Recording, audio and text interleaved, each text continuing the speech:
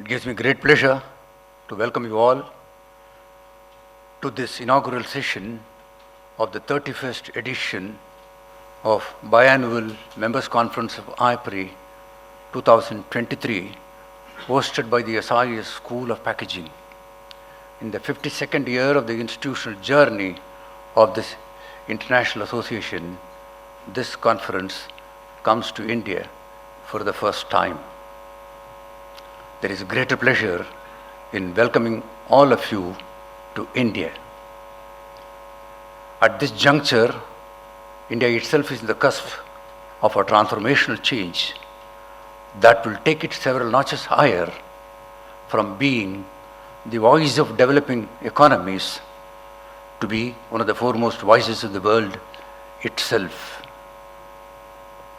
We welcome you to this great land of ours, which is an amalgam of diverse cultures, a synthesis of various faiths and religions, manifesting the highest of unity in diversity, the largest democracy in the world, and at this juncture, the most populous nation on this planet Earth. 1 out of every 6.5 human faces that tread this earth at this juncture is either an Indian or a Chinese. Economists world over tell you that burgeoning population is a drag on the economy because there will be more mouths to be fed from the limited resources that are available to a nation. But at 1.42 billion, population of India is indeed 1.42 billion opportunities. It is one of the youngest nations in the world despite the size of its population. More than 50% of the population is below the age of 25. More than 65% of the population is below the age of 35. It is these youthful energies that are driving this nation forward. India's human capital is indeed a force to reckon with. This blessed land of ours is a living history that spans several millennia. The world has always wondered as to what is it that has kept this nation united despite the diversity of its culture, the vastness of its land, and several fissurous tendencies and divisive elements gaining currency in the long history of this civilization, when nations around the world, some of them stronger enough, have balkanized and fragmented into smaller nations, ever at war with each other, disturbing the peace equilibrium of the world. This nation of ours has 18 major languages, 1,600 minor languages and dialects, 6,400 castes and subcastes, 52 major ethnic tribes, 6 religions, dominant religious faith, 28 states, and 7 union territories, all rolled and fused into one, called as India. Mark Twain called India as the cradle of human civilization, the birthplace of human speech, the mother of history, the grandmother of tradition, and the great-grandmother of legend. If singularly there is one factor that has contributed to the unification of its land, it is its culture. The hallmark of its culture is the 3 C's: classicism, creativity, and compassion. The compassion of its culture itself is derived from the spiritual values that the ancient land itself has given to us, that the entire world is one family, one planet, one people, Vasudhaiva Kutumpakam. That's what the Upanishads have given it to us. In its presidency of G20, which India has assumed now, and the year is going on, even the logo that the government has adopted for the G20 carries the same punchline of Vasudhaiva Kutumpakam, that the entire universe is one family. At the juncture at which we are all assembled here today, Indian economy is indeed shining.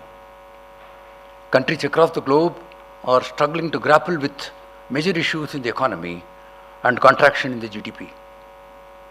But India is the first nation in the growth of GDP amongst the large economies. It is the fifth largest economy in the world and is well poised to become the third largest in another 3-4 years' time, much before the end of the decade. India is home to the third largest ecosystem of startups in the world. And this aspirational society is driven by an energy that will push the startup economy of this country to be the foremost in the immediate future. From an era of unicorns to decacons, you will see the emergence of a large number of hectacons, billion-dollar startup companies emerging from India. This growth rate is also not materialistic alone, but it has a human face. And it is that human face of this growth which is dictated by the tenets of the scriptures of this land and the compassion in its culture. Economists, both Eastern and Western, have always said that the sleeping tiger has woken up, which appears to be true. India, despite 240 years of foreign yoke, subjugation which reduced it to a vassal state, which denied this country its material and other wealth, and more importantly, debased and degraded its culture and identity, that uniqueness of what is called as India, has taken 75 long years since independence to assert its voice and get back the retrieved ground. In a figurative sense also, the tiger has woken up. My dear friends, tiger is the national animal of India. The forests of India today are shining with tigers moving freely. Less than 10 years ago, the government of the day launched the Operation Save Tiger. And in the last count, which was the fifth cycle count of the tigers that our Honorable Prime Minister announced just a month before, there were 3,112 tigers roaming freely in the forests of this land, constituting 75% of the world population of tigers. What I am trying to drive is that the growth of the economy is holistic and addresses all beings.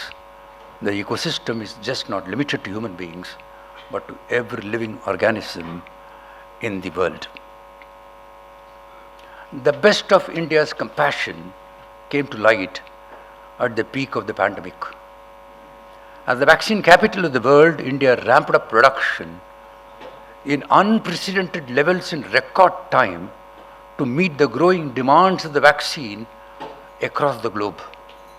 She supplied free of cost, including gratis transportation, 235 million of the vaccine to 98 poor and low income economies across the world. At the request of Mr. Donald Trump, the then President of the United States of America, she supplied at a speed never seen in ordinary times 50 million doses of hydroxychloroquine, which at that time, which in hindsight probably was a mistaken belief that that was the first line of treatment in upper respiratory tract infections. The power of Indian bureaucracy and the strength of its logistics and distribution were in full play during the peak of the pandemic. She vaccinated 2,500 million doses in record time to more than 95% of the adult population, effectively containing the transmission of the virus. India airlifted 18.3 million of Indians stranded across world capitals and major cities through a network of 213,000 aircrafts, not only earning the gratitude of people who came back to their homeland or that of their families or of that of this nation, but the awe and the admiration of the world itself. It is in the background of this strength of the Indian economy, of the Indian people, the Indian culture, that IAPRI has come to India in the 31st edition. The SIS School of Packaging Technology Center was started in the year 2001 to bridge the gap between academics and research in the field of packaging and enhance the industry-academia collaboration in this field. The School of Packaging's offerings at the academic plank, both at the graduate and the postgraduate level, have been recognized with the World Packaging Organization, with the result employability post-qualification is not just India-centric but pan-global. Several of our alumni are working across the globe in the field of packaging in major industries. The School of Packaging is also recognized as a scientific research organization by the Government of India.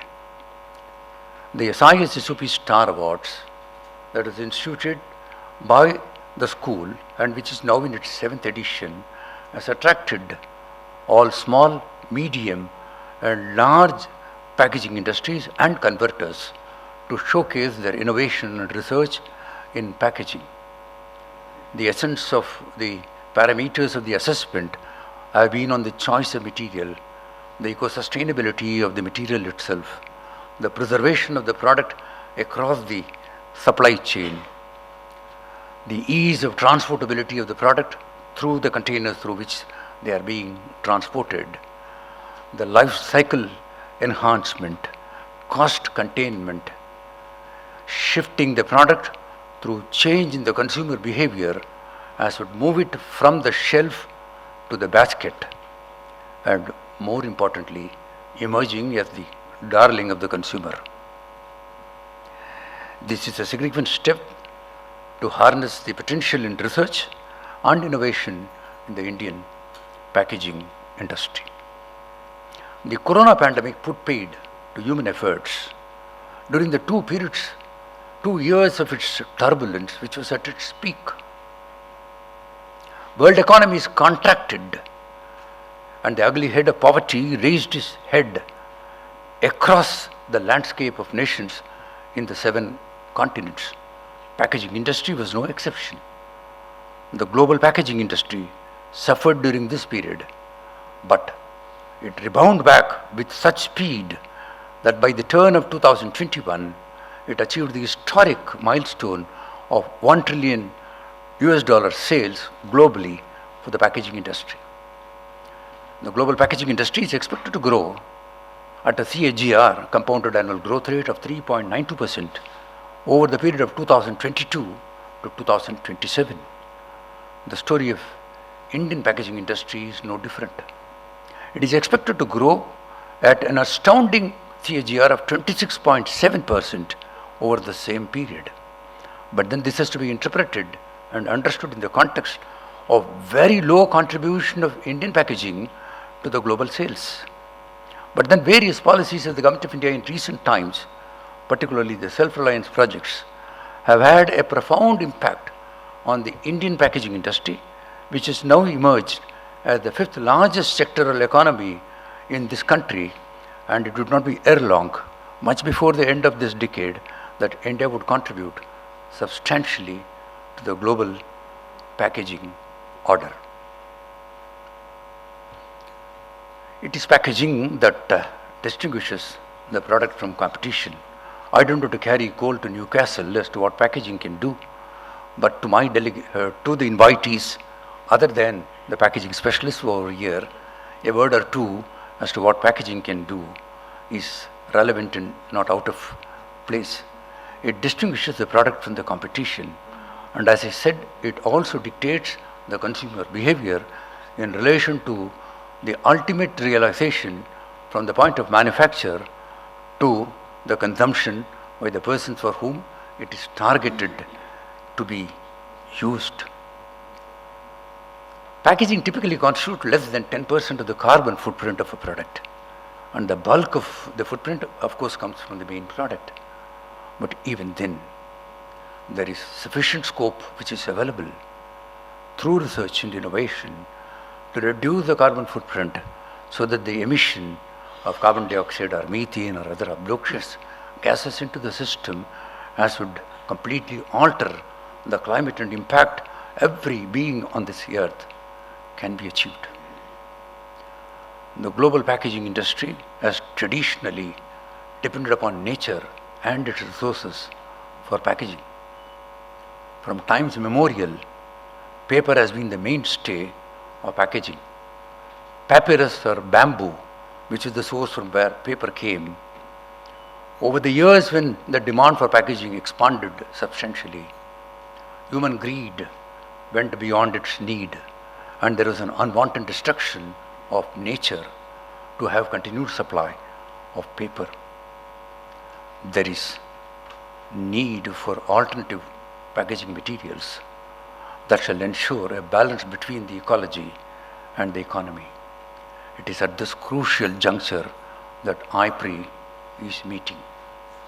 I'm sure this 3-day conference of yours shall unfold a torrential flow of research papers, presentations, discussions, debates that shall show the way for the world as far as packaging of the future is concerned. Responsible packaging for a better future. There can be no better title, more apt than that, for a conference that shall find a way in its 31st edition to inspire the world to have alternate packaging that will promote a holistic growth across nations, across continents. I'm sure all of you will be greatly benefited by 31st IAPRI. The Thai School of Packaging, I come back to what I said before. Its founder director, Professor P.V. Narayanan, wanted to increase the footprint of the school beyond the shores of this land. He wanted the activities to be truly global, and that brought him to the institutional membership of IAPRI. It was his desire, it was also his dream that IAPRI should have its biannual conference in India. Sooner or later, Dr. Jai Singh will bear me out when I say singularly it was Narayan's vision that has seen the light of the day today. It should have been held in 2021, but then strange are the ways of life itself. The pandemic had one more casualty, that India could not host IAPRI. But at a time when IAPRI has come to the shores of this country, closer to our school, Professor Narayan is no more with us. At the peak of the pandemic, he was infected by the virus and succumbed to it. He might have moved from the seen to the unseen, but his spirit endures. We cherish the memories of his contribution, the values that he espoused and which we inherited shall be the guiding principle not only for this school of ours, but for this nation itself, and in a sense, the globe itself. In a sense, the 31st IAPRI is a tribute to this visionary packaging professional. We are beholden to Dr. Jai Singh, to Dr. Roland Ten Closter, and the Secretary General, Dr. Edward Church, for advancing the candidacy of India and giving shape to the dream of Professor Narayan and bringing IAPRI to India. Thank you, sir, for this contribution that you all have done to us. We are beholden to Shri Piyush Goyal, the Honorable Union Minister for Industry and Commerce, for giving us the benefit of his address at this inaugural session.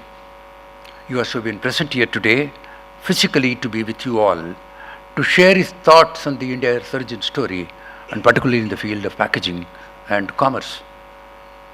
But then he has a duty that has come to him in Srinagar for the G20 summit, and therefore he has denied himself that pleasure, but he has recorded his address, which we shall screen during the course of the inaugural session. As I come to the end of my address this morning, I wish you all an elevating, enriching, enlightening, empowering engagement in the 31st IAPRI. May you all be several inches taller than what you were when you came to this country, thanks to the flow of all that happens on the 31st IAPRI. May there be great times for you in this city of ours, the commercial capital of this country, and also for those accompanying persons to see through this city of ours. Carry along with you not just the findings of this conference, which according to me is a 360-degree turn to the world of packaging itself, but enriching memories of this country of ours, its hospitality, its people, that will drive you to come again to this blessed land of ours. May we all be inspired to realize the full potential in each one of us and contribute in our own way in the fields of our specialization to the goodness of humanity and bring about a world order that shall be equitable for all living beings, human and otherwise. Thank you and God bless.